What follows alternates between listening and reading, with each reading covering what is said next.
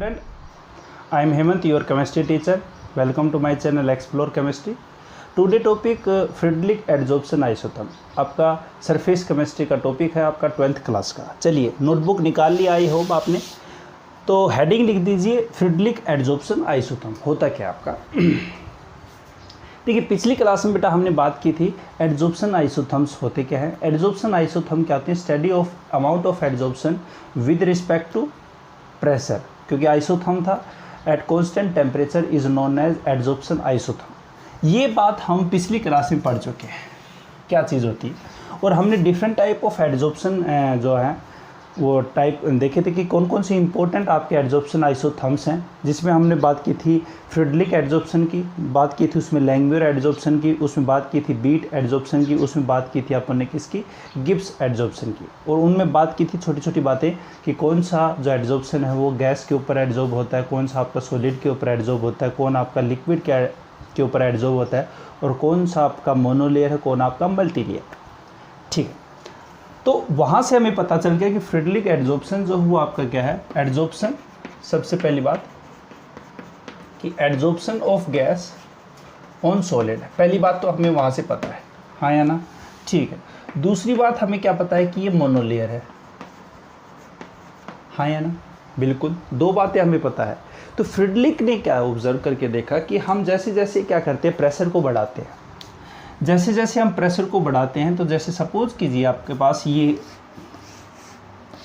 आपके पास कोई एडजॉर्बेंट है और इसके ऊपर आपके पास ये गैसेस हैं, क्योंकि गैसेस का ही एडजॉर्ब होगा, हाँ या ना।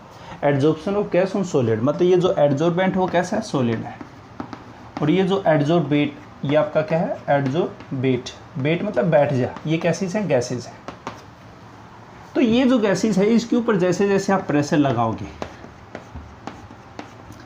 जैसे आप प्रेशर अप्लाई करते हो, तो प्रेशर जैसे अप्लाई करोगे तो ये पास में आएंगे तो इंटरेक्शन होगा एडजॉर्बेट और एडजॉर्बेंट का। तो यहाँ पे बेटा क्या होगा, एडजॉर्प्शन ही होगा। तो इसने क्या ऑब्जर्व करके देखा कि जो अमाउंट ऑफ एडजॉर्प्शन है ये आपका क्या हो गया, x है, ये आपका m है, जो कि अब मैं आपको पहले बता चुका हूँ कि x अपॉन m क्या आपका, x क्या अमाउंट ऑफ एडजॉर्बेट, m क्या आपका अमाउंट ऑफ आपका क्या है, एडजॉर्बेंट है। ठीक है, ये जो अमाउंट ऑफ एडजॉर्प्शन है, मतलब इसको मैं ऐसे लिख दूँ कि अमाउंट ऑफ एडजॉर्प्शन जो है आपका, अमाउंट ऑफ एडजॉर्प्शन जो है वो डायरेक्टली प्रोपोर्शनल है p के और उसकी पावर है 1/n। n क्या आपका, पॉजिटिव इंटीजर, n क्या बेटा आपका, पॉजिटिव इंटीजर। ये इसने ऑब्जर्व करके देखा एक्सपेरिमेंटली कि जैसे जैसे हम प्रेशर को चेंज कर रहे हैं तो उसके ऊपर अमाउंट ऑफ एडजॉर्प्शन के ऊपर क्या फ़र्क पड़ रहा है, एट कॉन्स्टेंट टेम्परेचर के ऊपर। ठीक है, तो इसके हिसाब से अगर फ्रिडलिक एडजॉर्प्शन की अगर डेफिनेशन बनाए तो क्या बना सकते हैं, क्या बनाएंगे भाई बताओ। According to Freundlich adsorption isotherm the amount या मास, अमाउंट ऑफ बिल्कुल, amount of gas adsorb per unit किसके, मास ऑफ एडजॉर्बेंट। तो यहाँ पे इसकी डेफिनेशन लिख रहा हूँ, according to Freundlich adsorption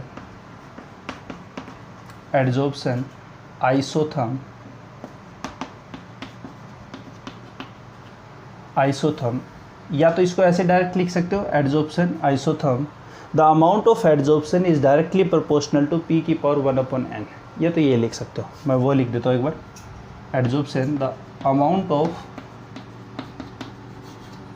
of adsorption is directly proportional, dp मतलब डायरेक्टली प्रोपोर्शनल, ठीक है, is directly proportional to p की power 1/n।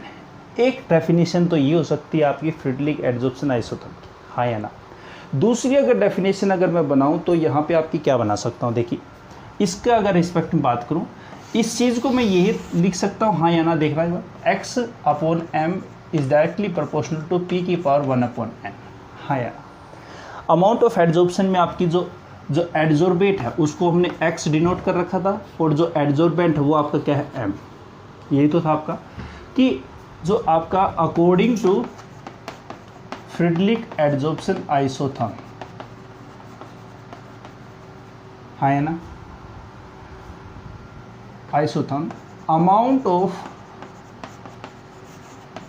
Of adsorbate amount of adsorbate which adsorb per unit mass of adsorbent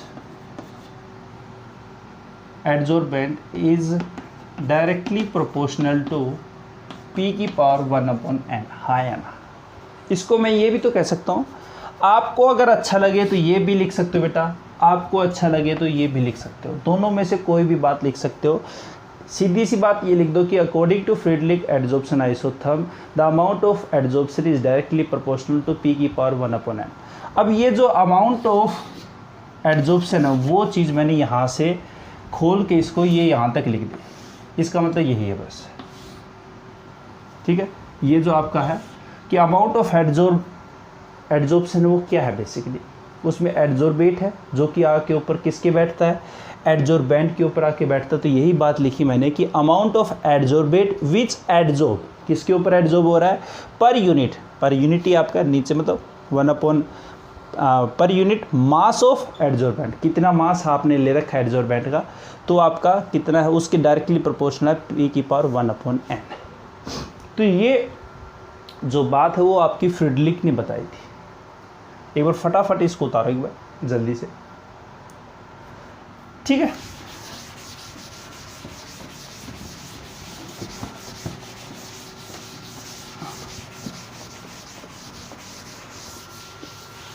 तो यहां पे देखिए बेटा, फ्रीडलिक के अनुसार ये था कि x/m क्या आपका अमाउंट ऑफ एडजॉर्प्शन है।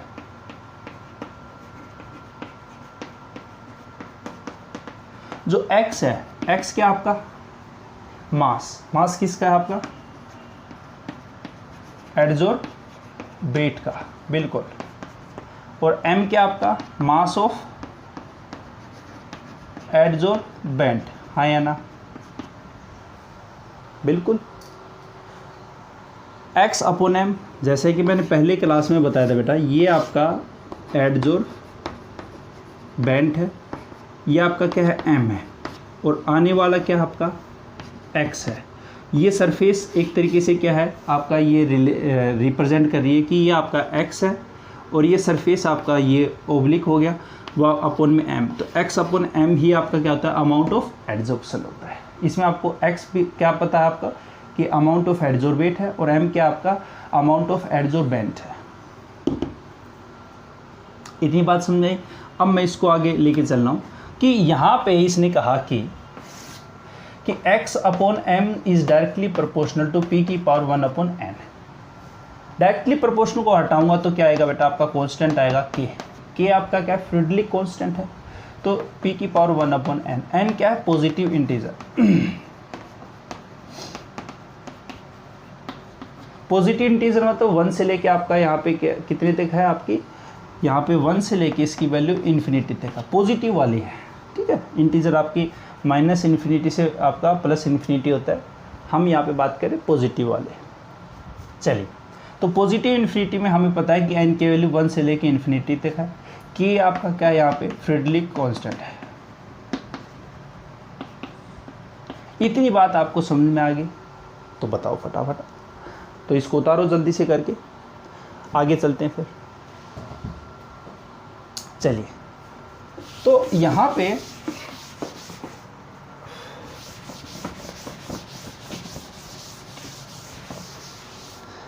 आपको पता चल चुका बेटा कि x/m क्या है, amount of adsorption is directly proportional to P की पावर 1/n, ये है। अब जैसे इसको खोला तो आपने क्या देखा कि k आ गया, P की पावर 1/n आ गया, n आपका पॉजिटिव इंटीजर है। अब मैं इसकी वैल्यू पुट कर रहा हूँ, देखिए। अब यहाँ पे मैं इस साइड लिख दूँ इसको, x/m is equal to k P की पावर 1/n। n की वैल्यू एक तो लोअर रखता हूँ, लोअर कितनी है भैया, n की वैल्यू 1 है, और एक n की वैल्यू कितनी है, इन्फिनिटी है। दो ही वैल्यू, बोलो ठीक है। चलिए n की पावर 1 रखा, मतलब यहाँ पे x upon m is equal to k और p की पावर 1 अपॉन n की वैल्यू कितनी, 1 अपॉन 1 कितना हो गया बेटा, x upon m is equal to k p।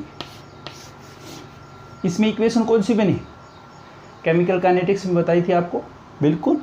ये आपका x है, ये आपका ये आपका y है, ये आपका m है और ये आपका x है। तो y is equal to mx, इसकी इक्वेशन ये बनती है। तो यहाँ पे x अपॉन m और ये आपका क्या है, p, ग्राफ जाएगा ये, हाँ या ना। बिल्कुल समझ में आ रहा तो लाइक करके जाया करो वीडियो को। अब इन्फिनिटी वाली वैल्यू पुट कर तो क्या दिक्कत होगी, अब भाई 1 अपॉन इन्फिनिटी 0 होता है, सभी को पता है। x upon m is equal to k, p की पावर कितनी, 0, मतलब इसके ऊपर इंडिपेंडेंट है, हाँ या ना। ये भी ग्राफ मैंने बताया था आपको। तो यहाँ पे इसका क्या बनेगा, x अपॉन m और ये p, ये जाएगा स्ट्रेट लाइन। इसका मतलब हमें ये पता चल गया कि ये जो वैल्यू है n की वैल्यू, मतलब यहाँ पे जो वैल्यू है p के ऊपर, p के ऊपर कहाँ से कहाँ तक रहेगी वैल्यू, 1 से लेके 0 तक, 1 से लेके 0 के बीच में लाइज करेगी आपकी। तो यहाँ पे अगर मैं p की वैल्यू इतना उतारा आपने, तो आगे चलूँ मैं, पॉज करके उतार लिया करो।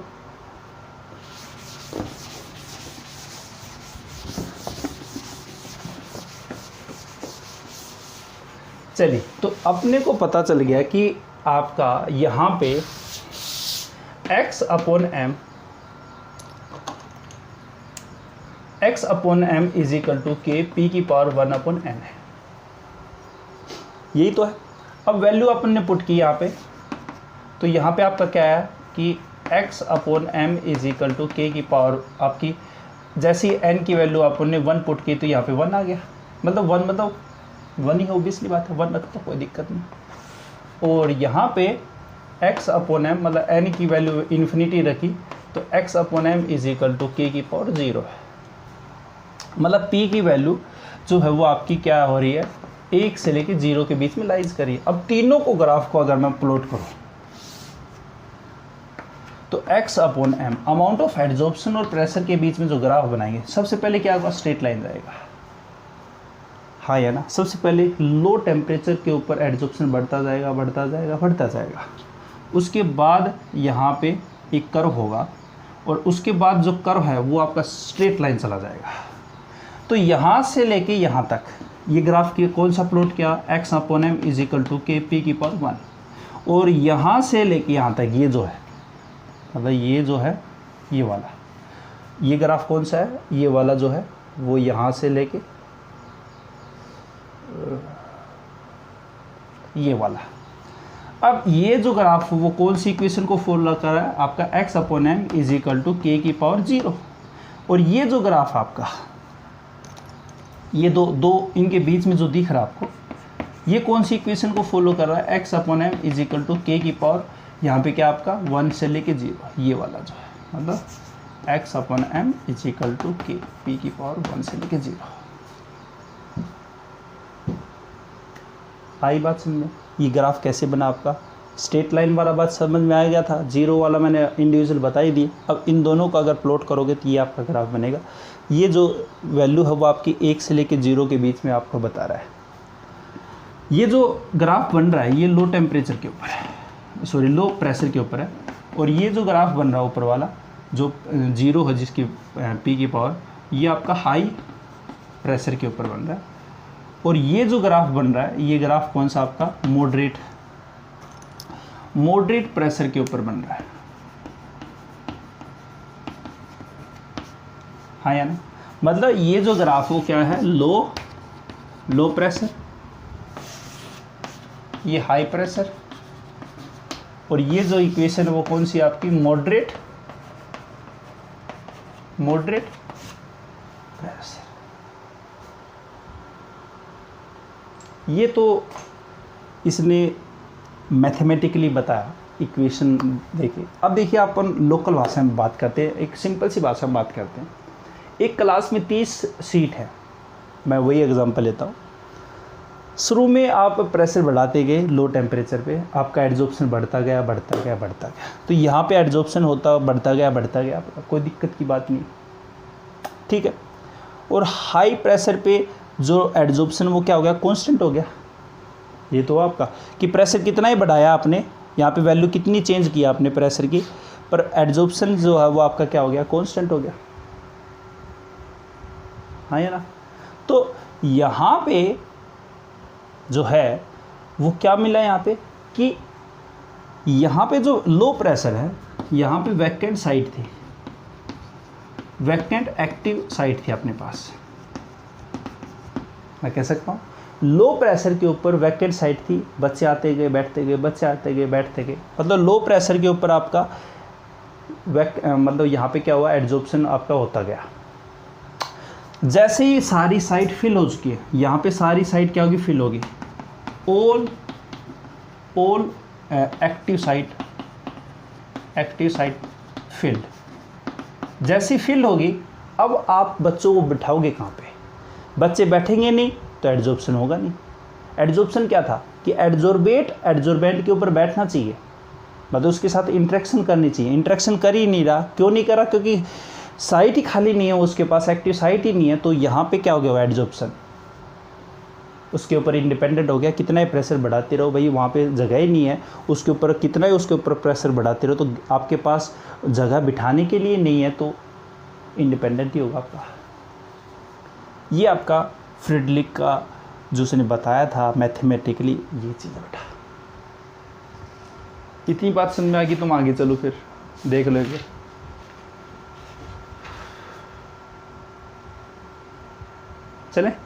चलिए तो उतार लेना इसको आराम से। कोई डाउट हो तो कमेंट कर देना मेरे को।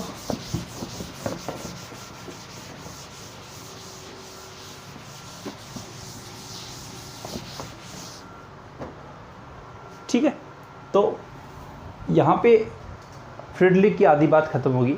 अब फ्रिडलिक ने इसी इक्वेशन को लॉगरिथम के फॉर्म में भी शो किया। क्या था लॉगरिथम की फॉर्म में, देखिए इक्वेशन क्या थी आपकी बेटा कि x upon m is equal to k p की पावर 1 अपॉन m, हाँ या ना। यहाँ पे मैं लॉग की दो प्रॉपर्टी लगाऊंगा। एक प्रॉपर्टी तो ये लगाऊंगा कि ln जो है वो आपका a अपॉन b है, इसको मैं लिख सकता हूँ ln a माइनस में ln b, हाँ या ना, कोई दिक्कत नहीं। दूसरी प्रॉपर्टी मैं यहाँ पे लगाऊंगा ln जो है a की पावर x है, तो x ln a ये लगा दूँ। ये दोनों प्रॉपर्टी मैं लगाऊंगा। चलिए अब मैं इक्वेशन जो है इसको फर्स्ट मान लेता हूँ। तो टेक लॉग कौन सा, नेचुरल लॉग है, ठीक है ना। Take natural log on both side लेंगे तो क्या होगा, ln x upon m is equal to ln, और यहाँ पे यह क्या है, k p की पावर 1 अपॉन m। यहाँ पे कौन सा पुट करूँगा, यही होगा, यहाँ पे ये होगा, देखो सॉरी, ln a प्लस में ln b, ये तो यहाँ पे ये a हो गया और ये b हो गया। तो ln x upon m is equal to ln k plus में ln p की पावर 1 अपॉन n। अब ये जो इक्वेशन है इसके में ये पुट कर रहा हूँ लॉग की प्रॉपर्टी जो है। तो ln x upon m is equal to बेटा ln k प्लस में 1 अपॉन n ln p। देखिए अगर आप नेचुरल लॉग लेते हो तो ले लो, कोई दिक्कत नहीं है।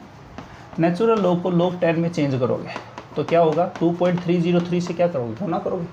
देखो यहाँ पे 2.303 आएगा, यहाँ पे 2.303 आएगा और यहाँ पे भी 2.303 आएगा। तो यहाँ वाले जो 2.303 हैं वो कॉमन आके इससे कट जाएंगे। तो सीधी सी बात है, यहाँ पे क्या होगा आपका, मैं लिख देता हूँ, कोई दिक्कत नहीं, लो 2.303 log x upon m is equal to 2.303 log k 2.303 log 1 upon n log p।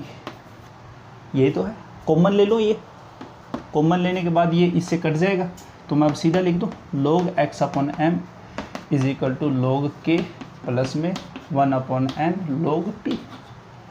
Equation कौन सी बनी है बोलो, y इज इक्वल टू ये m, ये x और ये c, तो y is equal to mx plus c। अब इसका ग्राफ बना सकते हो, ये इक्वेशन मैंने केमिकल काइनेटिक्स में सारी बता रखी है, इनका ग्राफ कैसे बनेगा, ठीक है। तो यहाँ पे इसका मैं ग्राफ बना रहा हूँ, तो log x अपॉन,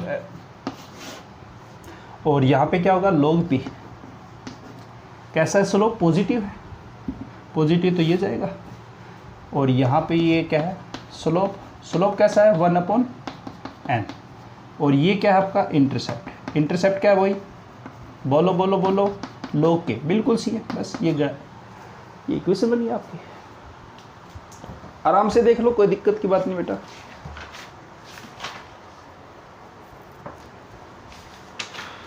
बस यही आपका फ्रिडली का एड्जॉर्प्शन आइसोथर्म था। कोई चीज़ ना समझ में आए तो मेरे को बोल देना आप कमेंट करके, और नेक्स्ट वीडियो से हम कोलाइडल सॉल्यूशन, कैटालाइसिस, ये सारे पढ़ेंगे, ठीक है। वीडियो अगर अच्छा लगे तो इसको बिल्कुल लाइक करें और चैनल को सब्सक्राइब करें। Thank you.